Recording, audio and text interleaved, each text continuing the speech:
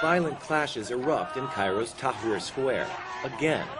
Nearly 1 month after the ouster of former President Hosni Mubarak, hundreds of protesters hurled bricks, rocks, and chunks of concrete at each other.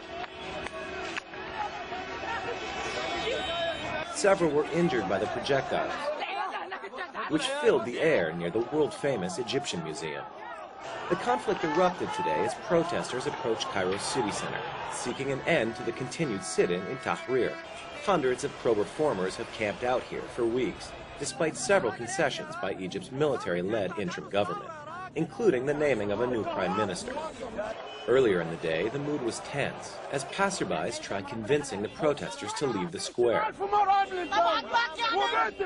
But in Tahrir, defiance. The revolution is not over, they say, calling for an end to corruption, a new constitution, and the dissolution of Egypt's state security apparatus, even as people demand they leave the square.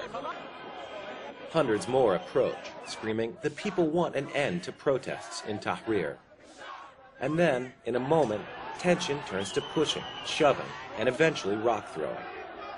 Dozens of military soldiers attempt to restore order, but are quickly overrun as the demonstrators in Tahrir push back, chasing what they say are remnants of Mubarak's security services.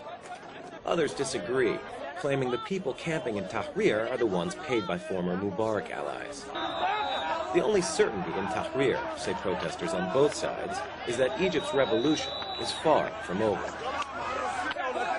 In Cairo, John Jensen for Daily News Egypt.